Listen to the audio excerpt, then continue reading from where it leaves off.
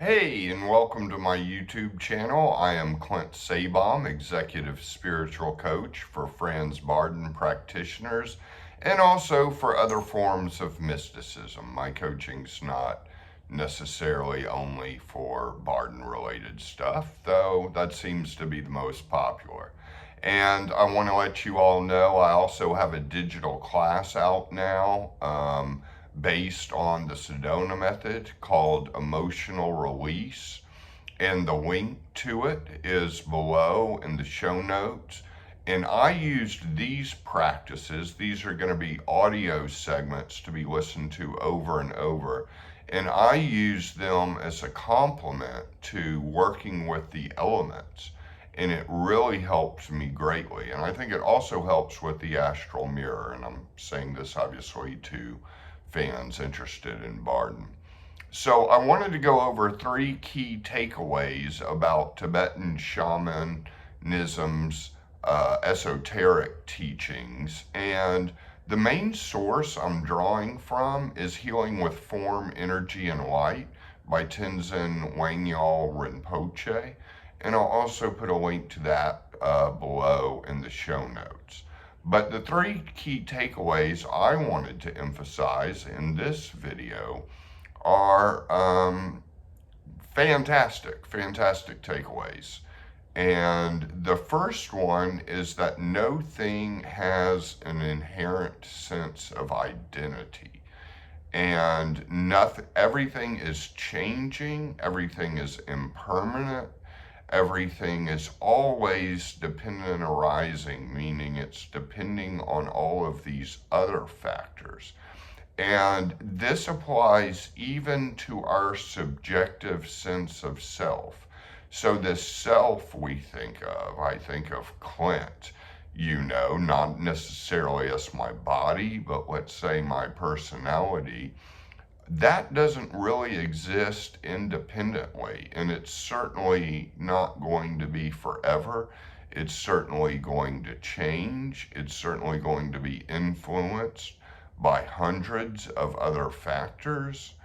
The only unchanging thing is in the emptiness, which brings me to the second key takeaway, and that is, in this system, and also I've seen these, by the way, I've seen a lot of these concepts as well in Tibetan Buddhism. So there's a strong overlap between Tibetan shamanism, which is the Bon tradition, and Tibetan Buddhism. But the Bon religion is the oldest religion to Tibet. The oral history traces it back 17,000 years.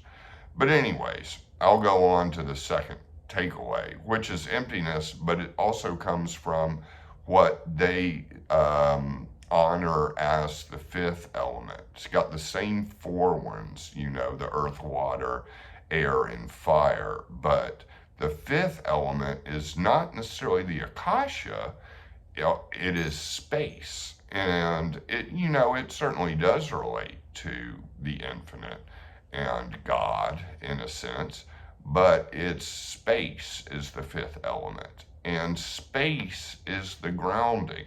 So if you feel like you need to be more grounded, a lot of times people think they need things to ground them, they need to be strongly rooted. The ground here is space, an empty space, and emptiness is not a bad thing. And so let everything expand into infinite space. Let it expand into the space of your room, perhaps the space of your backyard, perhaps gaze at the sky and see the empty space everywhere, extending in all directions as far as you can see, and ground in that open sense of emptiness. And that can be extremely helpful. And again, for those that listen to this channel for Barden, I feel like this definitely applies to the vacancy of mind exercises and the spirit realm, and will help, and it will also help get more in touch with the akasha as well, because this space expanding in all of these directions will extend the spirit. The spirit will extend, and the spirit and the consciousness will increase. So it starts to feel like you are in all infinity. Infinity is you. And remember again, that sense of self dependent on all these other factors in infinity. And so many of us grasp to our own subjective sense of self. This can be very difficult for Westerners to appreciate, but I have found personally it is a tremendous practice, because it's not just a belief. Now, believing it and truly seeing it and understanding it and recognizing it as true is a good start, but practice needs to happen. And without going into too much detail about the practice, one can definitely start by resting in non-self, resting in emptiness, resting in the open space. And the third takeaway I want to mention is what's called the dark retreat. And it usually lasts for 49 days in a room where there is no light and everything is dark. Now, I know most of you don't have 49 days to spend, and you may not even have a teacher, probably don't even have a teacher in the Bon tradition. But the average person can spend more time in the total dark as a meditation.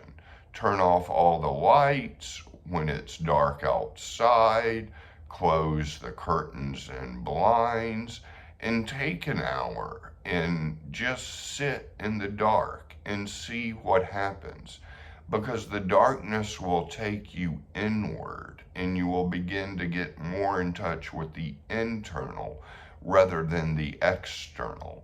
And that's the whole point. And at first, your mind may just start racing a lot, and you may have to kind of let the thoughts just kind of arise and disperse, because your mind may be overactive with all of these things. In fact, you may start thinking of things you have to do and want to turn the lights back on and write on a to-do list. You could also do that before you go into the darkness. But going into the darkness is not confined to the Bon religion. I've seen this in other Eastern traditions as well, and so in other Western traditions too. So but it's a good practice, and you may not have 49 days to do it continuously, but you can take some time during each day, each night really is the best time to do it, to spend some time in the dark and just see what happens. Just notice. You could do a breathing meditation if you want, or you could just kind of notice what is happening to you and just rest. And rest in the darkness and see if some light starts to emerge. There's a small crack in the curtains, and after 10 minutes you can see the light, and perhaps you may begin to project your own light and light up the room. And you may, after some time sitting in the darkness, be able to see so much in the darkness. So I don't want to give too many instructions for this exercise, because I kind of feel like it's good to just, do it and see what happens, and work on the other two takeaways I've mentioned as well. Perhaps before going into the darkness, work on those. And those are all good practices, and those can be done at any point in time in your spiritual journey. And if you're practicing Barden, these can be done at any point in time. You're stuck on steps 1, 2, and 3. You can do these practices. You can, look at these things, which are not easy, but they're simple enough to communicate. So hopefully you've gotten something out of this video.